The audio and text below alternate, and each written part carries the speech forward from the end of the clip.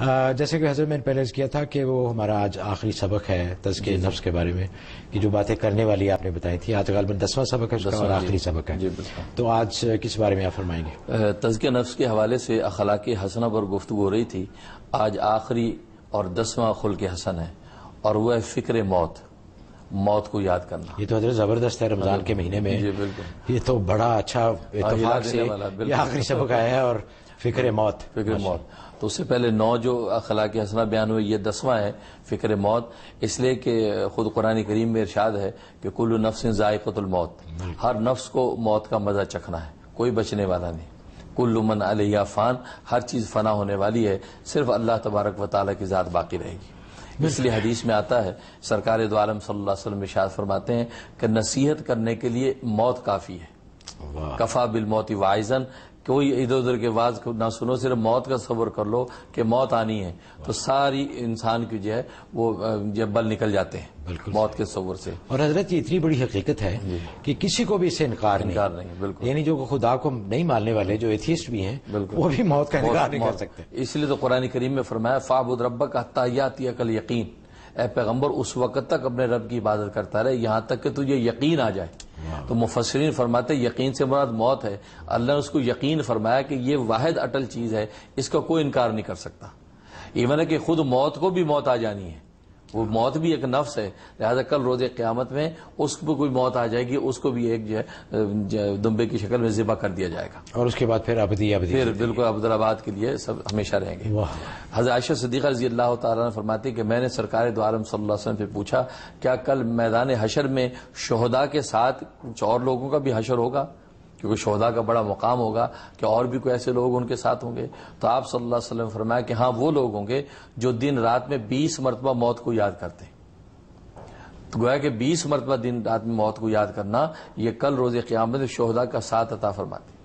تو موت ایک ایسی اٹل حقیقت، اس لیے اللہ تبارک و تعالیٰ نے موت کا وقت اور لمحہ بھی متعین کر دیا، اس کا مقام بھی متعین کر دیا، لیکن ہمیں معلوم نہیں ہے، وہ ہمیں معلوم نہیں ہے کہ کسی وقت بھی آ سکتا ہے. یعنی یہ شرط کوئی نہیں ہے کسی کی کہ بوڑھا ہو کے ہی مرے گا، جی بالکل، یا کوئی بیمار ہو کے ہی مرے گا، بالکل نہیں. یہ کسی وقت بھی بغیر کسی انتباہ کے، بغیر کسی وارننگ کے آ سکتی. بلکہ اس پر مجھے واقعہ یاد آیا کہ بنی اسرائیل کے زمانے میں ایک شخص کی ملاقات ہوئی ملک الموت سے.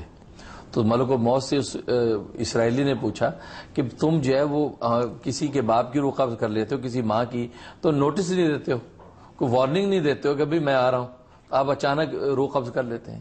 تو اس پر ملک الموت نے عجیب بات کہا کہ میں تو اتنے نوٹس دیتا ہوں کہ اتنے کوئی نوٹس دیتا ہی نہیں، لیکن افسوس یہ کہ لوگ میرے نوٹس کا نوٹس ہی نہیں لیتے. کیوں؟ کہتے اس لیے کہ صبح شام جو تم مردے دفناتے ہو اور پڑوس میں جو بیمار دیکھتے ہو، صبح شام ہسپتال تمہارے مریضوں سے مواد سے بھرتے ہیں، قبرستان بھرتے ہیں، پھر یہ کہ خود تمہارے اندر ذوق پیدا ہوتا ہے، تمہاری داڑھی اور بال جو ہے سفید ہو جاتے ہیں، تمہارے پوتے نواسے پیدا ہونے لگتے ہیں، یہ سارے ہمارے نوٹس ہیں. بالکل کہ ہمارا وقت قریب ہے. لیکن تم لوگ اتنے غافل ہو کہ تم ان نوٹسوں کا نوٹس نہیں لیتے. نتیجہ کہ جب ہم آتے ہیں تو تم کہتے جی اچانک آ گئے. تو اچانک نہیں، موت اچانک نہیں آتی، اس لیے اچانک وہ چیز ہوتی جس کی ہمیں خبر نہ ہو. اس کی تو خبر اللہ رسول نے دے دی کہ کسی وقت بھی آ سکتی ہے. جیسے اگر کوئی دوست کہے کہ میں یار اینی ٹائم آ سکتا ہوں کل، تو اگر آ جائے تو کوئی نہیں کہے گا یار اچانک آ گیا، وہ کہے گا میں نے پہلے بتایا ہوا تھا. ایسی موت اچانک نہیں آتی، اس کے بارے میں ضابطہ بتا دی کس نے آنا ہے. اب ہمیں اس کی تیاری کرنی ہے. اس لیے جو لمحہ متعین ہے وہ اس وقت یہ موت آتی ہے، اور پھر اس کا مقام بھی متعین کر دیا کہ کس مقام پہ آنی، اسی جگہ پر آتی. اس پر لکھا حدیث میں آتا ہے کہ حضرت سلیمان علیہ الصلوۃ والسلام وہ اپنے دربار میں بیٹھے تھے، تو سامنے دروازے کے پاس شخص دیکھا کہ وہ اندر دربار کی طرف گھورتا ہے. تو آپ کے پڑوس میں جو ہے ساتھ ہی آپ کے ایک وزیر بیٹھا تھا، اس کو گھورتا تھا وہ. تو اس وزیر پر ایسی دہشت طاری ہوئی کہ اس نے چپکے سے حضرت سلیمان سے کہا کہ آپ ہوا کو حکم دیجئے مجھے جزیرہ الماس میں پہنچا دیں. کہ اچھا. آپ نے ہوا کو حکم دیا، وہ جزیرہ الماس میں اس کو پہنچا دیا. جب وہ وہاں پہنچا وہاں وہی شخص کھڑا تھا. وہ ملک الموت تو اسے روح قبض کر لی. 3 دن کے بعد حضرت سلیمان کی ملاقات ہوئی ملک الموت سے. ملک الموت سے پوچھا کہ بھائی وہ کیا ماجرا تھا؟ کہا جی بات اصل میں یہ تھی کہ اللہ نے مجھے حکم دیا کہ یہ جو آپ کا وزیر ہے اس کی جزیرہ الماس میں روح قبض کرنی. اب میں جب آیا تو دیکھا یہ آپ کے پاس بیٹھا ہے اور جزیرہ الماس اتنی دور ہے کہ تیز رفتار گھوڑے پر بھی اگر بیٹھے گا تو اس لمحے نہیں پہنچے گا. تو میں بڑا پریشان تھا کہ یار یہ آدمی وہی ہے، حالانکہ اس کی تو ابھی چند لمحے بعد وہاں روح قبض کرنی ہے. تو میں اس کو ویریفائی کر رہا تھا بار بار غور سے دیکھ کے. تو میں نے اللہ سے کہا کہ یا اللہ جس کی میں نے روح قبض کرنی ہے وہ تو وہاں بیٹھا ہے. تو اللہ نے فرمایا کہ میاں تیرا کام اس جگہ پہنچ جانا ہے, اس کو پہنچانا میرا کام ہے.